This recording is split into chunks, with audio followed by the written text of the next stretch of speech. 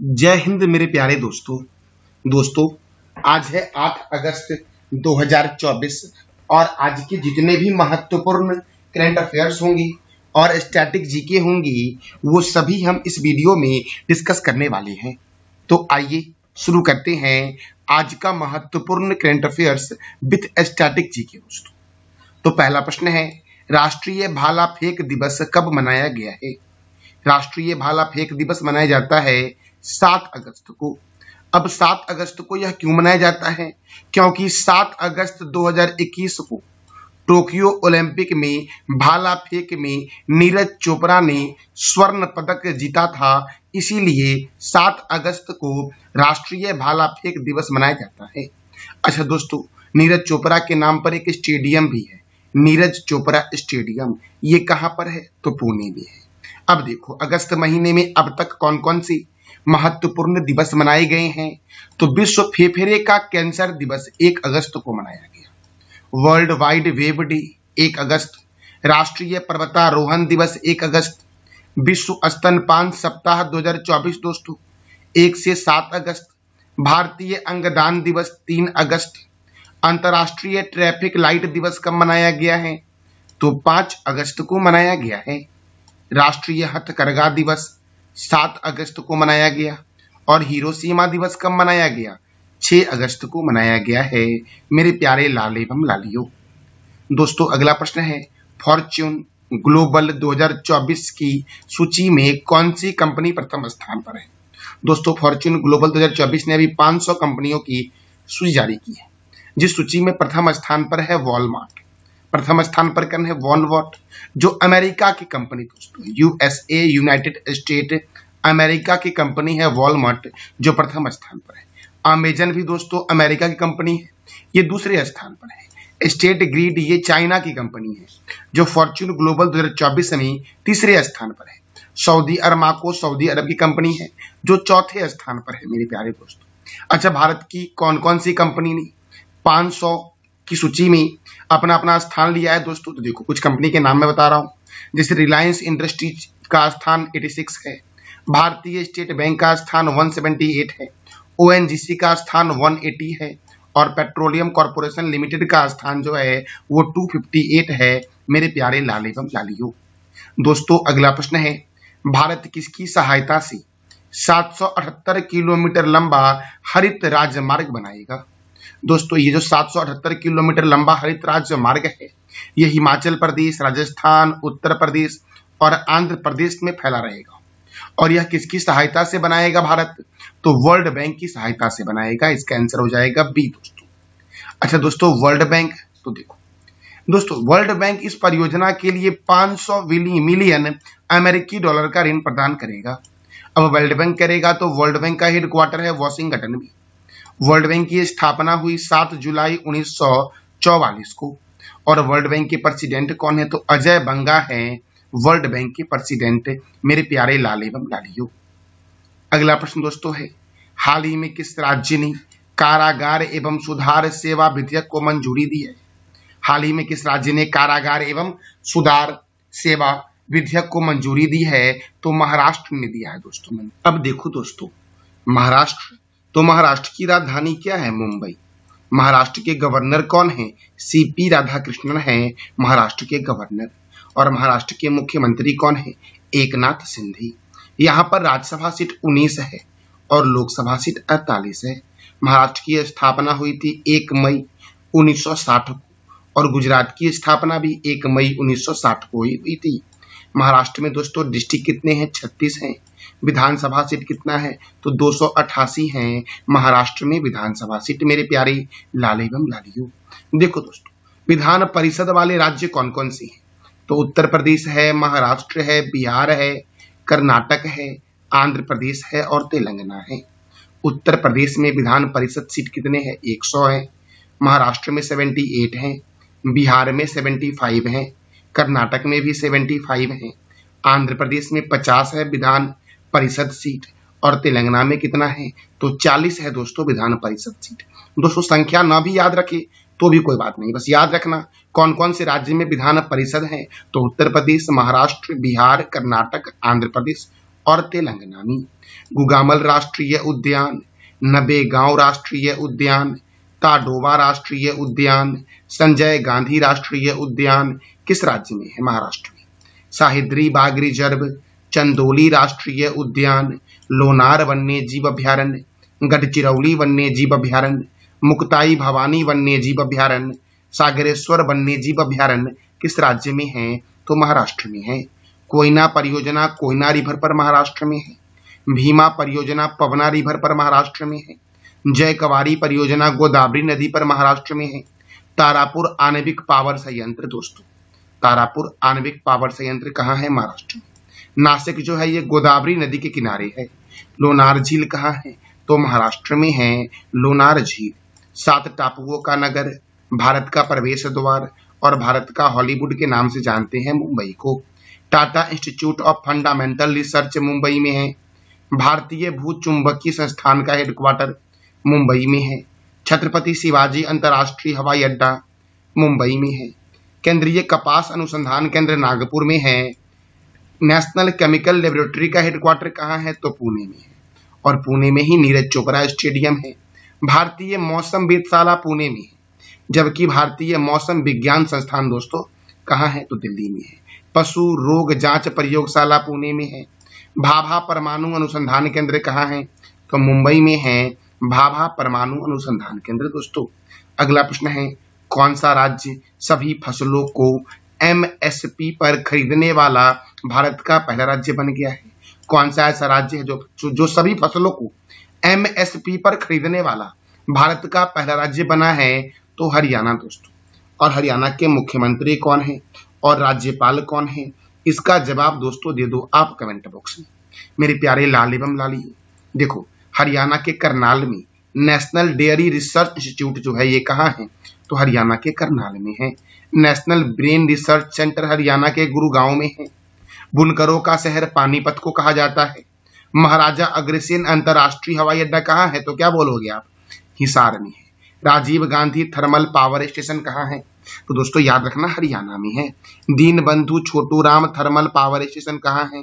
तो हरियाणा में है मेरे दोस्तों। अगला प्रश्न हमारा है, नाइट फ्रैंक रिपोर्ट के अनुसार भारत का कौन सा शहर सबसे किफायती आवासों की सूची में शामिल हुआ है? तो अहमदाबाद दोस्तों नाइट फ्रैंक रिपोर्ट के अनुसार भारत के सबसे किफायती आवासों की सूची में शामिल हुआ है। दूसरे स्थान पर मुंबई दोस्तों, दूसरे स्थान पर पुणे और कोलकाता है। और सबसे महंगे शहर के रूप में दोस्तों कौन सा आया है? तो मुंबई आया है। तो याद रखना दोस्तों, शहरों सबसे किफायती आवासों के शहरों में प्रथम स्थान पर कौन है? अहमदाबाद। दूसरे स्थान पर पुणे और कोलकाता है और सबसे महंगे शहर वाले आवासों में दोस्तों मुंबई आता है। अब अहमदाबाद है गुजरात में। गुजरात की राजधानी क्या है? तो गांधीनगर है। गुजरात के गवर्नर कौन है? आचार्य देवव्रत। गुजरात के मुख्यमंत्री कौन है? भूपेंद्र भाई पटेल। गुजरात में राज्यसभा 11 है और लोकसभा 26 है। काकरापारा परियोजना ताप्ती नदी पर है। उकाई परियोजना ताप्ती नदी पर है। गिर परियोजना, गिर राष्ट्रीय उद्यान दोस्तों गुजरात में है। गिर राष्ट्रीय उद्यान। नल सरोवर अभ्यारण्य गुजरात में है। पोरबंदर लेक वन्य जीव अभ्यारण्य, रतन महल वन्य जीव अभ्यारण्य, बंसदा राष्ट्रीय उद्यान कहाँ है? गुजरात। गिरनार पर्वत जूनागढ़ गुजरात में है दोस्तों।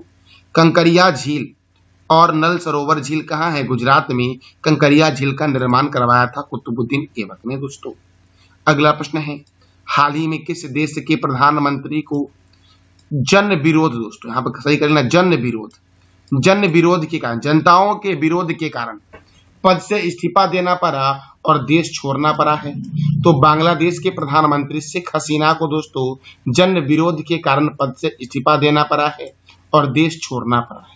अब दोस्तों ऐसा क्या हुआ कि बांग्लादेश में जन विद्रोह खड़ा हो गया? तो देखो दोस्तों, शेख हसीना जो है ये बांग्लादेश की प्रधानमंत्री 2009 में बनी थी और बांग्लादेश में सरकारी नौकरी में आरक्षण बहाली के सुप्रीम कोर्ट के आदेश के खिलाफ हिंसा हो गई थी, जिस कारण से दोस्तों तख्ता पलट हो गया और शेख हसीना को दोस्तों देश छोड़ना पड़ा और अपने पद से इस्तीफा देना पड़ा।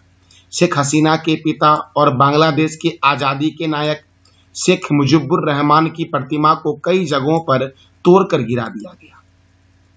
दोस्तों बांग्लादेश के पूर्व पीएम शेख हसीना गाजियाबाद के हिंडन एयरबेस में सेफ हाउस में वर्तमान में है। दोस्तों बांग्लादेश के पूर्व पीएम शेख हसीना अभी कहाँ है, तो गाजियाबाद के हिंडन एयरबेस के सेफ हाउस में भी है।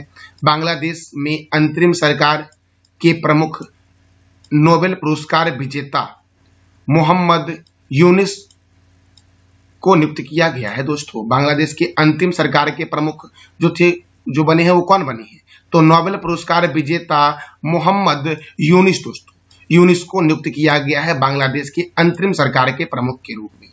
और दोस्तों इसे नियुक्त कब किया गया है, तो बांग्लादेश के राष्ट्रपति मोहम्मद शहाबुद्दीन की अध्यक्षता में बंगा भवन में, अर्थात बंगा भवन दोस्तों राष्ट्रपति भवन में मीटिंग के दौरान यह फैसला लिया गया कि बांग्लादेश के अंतिम सरकार के जो प्रमुख होंगे वो कौन होंगे, मोहम्मद यूनुस होंगे, जिनको शांति के क्षेत्र में नोबेल पुरस्कार दिया गया था 2006 में मेरे प्यारे लाल एवं लालियों।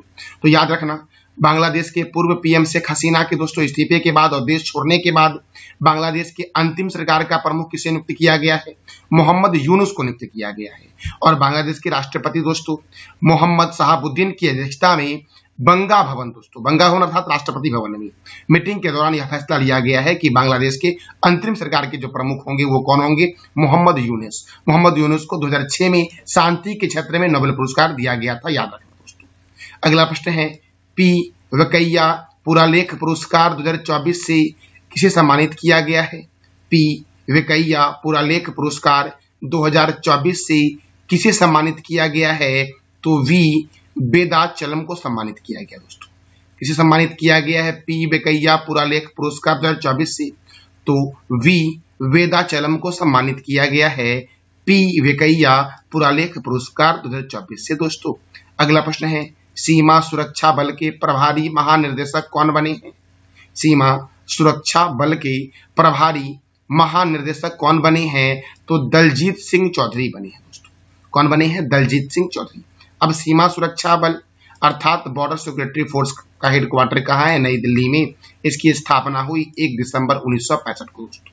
दोस्तों कई सारे ऐसी संस्था हैं जिसके अभी कई सारे नए नए अध्यक्ष और चेयरमैन बने हैं, उसको भी जरा सा हम रिवीजन कर लेते हैं। जैसे कि टाटा इंटरनेशनल के सीएमडी कौन बनी, राजीव सिंघल। आरबीआई के नए कार्यकारी निदेशक कौन बनी, चारुलता एसकर। प्रोफेशनल गोल्फ टूर के ऑफ इंडिया के अध्यक्ष कौन है, कपिल देव। एसबीआई के अध्यक्ष कौन है, चल्ला श्रीनिवासल्लू शेट्टी।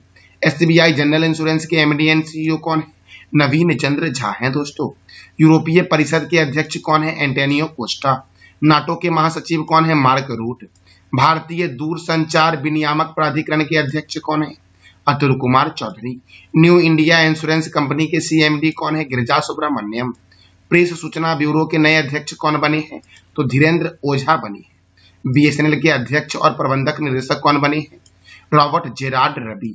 पीएनबी मेटालाइफ के नए सीईओ कौन बने हैं, समीर बंसल। कर्मचारी राज्य बीमा निगम के महानिदेशक कौन है, कमल किशोर सोन। एलएनटी ग्रुप के नए अध्यक्ष कौन बने हैं, तो आर शंकर रमन बने हैं। राष्ट्रीय सुरक्षा गार्ड के महानिर्देशक कौन बने हैं, नलिन प्रभात बने हैं। दोस्तों और भारत पे के मुख्य कार्यकारी अधिकारी कौन है, नलिन नेगी। दिल्ली के जंगलों के सुरक्षा के समिति के प्रमुख कौन बनी, नजमी वजीरी। कोंकण रेलवे कॉरपोरेशन के सीएमडी कौन है, Santosh Kumar Jha. Press information bureau के नए प्रमुख कौन है, शेफाली सरन। राष्ट्रीय जांच एजेंसी के नए महानिर्देशक कौन है, सदानंद बसंत दाते। राष्ट्रीय आपदा प्रतिक्रिया बल के दोस्तों अध्यक्ष कौन है, तो पीयूष आनंद है मेरे प्यारे लाल एवं लालियों। पुलिस अनुसंधान और विकास ब्यूरो के अध्यक्ष कौन है, राजीव कुमार। सीबीएसई के नए अध्यक्ष कौन है, राहुल सिंह। दोस्तों इंटरनेशनल कोर्ट ऑफ जस्टिस के नए अध्यक्ष कौन है, नवाब सलाम। बीएसएफ की पहली महिला स्नाइपर कौन है, तो सुमन कुमारी है। प्रसार भारती के नए अध्यक्ष कौन है, नवनीत कुमार। संसद सुरक्षा का प्रमुख किसे बनाया गया है, तो अनुराग अग्रवाल को बनाया गया है। भारत के मुख्य सूचना आयुक्त कौन है, हीरालाल समारिया हैं। दोस्तों एशियन क्रिकेट काउंसिल के चेयरमैन कौन है, जय शाह। केंद्रीय औद्योगिक सुरक्षा बल की पहली महिला प्रमुख कौन है, नीना सिंह। आईटीबीपी के महानिर्देशक कौन है, राहुल सरगोत्रा। राष्ट्रीय चिकित्सा आयोग के अध्यक्ष कौन है, डॉक्टर बीएन गंगाधर। भारत के पहले एआई समर्पित संस्थान यूनिवर्सल एआई यूनिवर्सिटी के कुलपति कौन है, तो साइमन मैक है। दोस्तों अगला प्रश्न है, हाल ही में मिस नेपाल वर्ल्ड 2024 का खिताब किसने जीता है? तो मिस नेपाल वर्ल्ड 2024 का खिताब जीता है आसमा कुमारी केसी ने दोस्तों। किसने जीता है? तो आसमा कुमारी केसी ने जीता है दोस्तों मिस नेपाल वर्ल्ड 2024 का खिताब, मेरे प्यारे लाल एवं लालियों। अब देखो दोस्तों, जरा सा हम कल के करंट अफेयर को रिवीजन कर लेते हैं। हाल ही में किस राज्य को जीवन दान पुरस्कार दिया गया? आंध्र प्रदेश को। भटो जात्रा महासमारोह कहाँ संपन्न हुआ है? नेपाल में। राष्ट्रपति द्रौपदी मुर्मू को किस देश का सर्वोच्च सम्मान से सम्मानित किया गया? फिजी। हिरोशिमा दिवस कब मनाया गया? 6 अगस्त को। पेरिस ओलंपिक में भारतीय शूटर स्वप्निलन कुसाले ने किस कैटेगरी में ब्रॉन्ज मेडल जीता है? तो 50 मीटर राइफल के मेंस प्रतियोगिता में दोस्तों स्वप्निलन कुसाले ने ब्रॉन्ज मेडल जीता है। किस देश के पूर्व बल्लेबाज ग्राहम थॉप का 55 वर्ष की अवस्था में निधन हुआ है? तो इंग्लैंड। बिम्स्टेक व्यापार शिखर सम्मेलन की मेजबानी कौन सा देश करेगा? भारत करेगा। हाल ही में किस राज्य के विधानसभा में अनुसूचित जनजाति आरक्षण के विधेयक को पेश किया गया है? गोवा।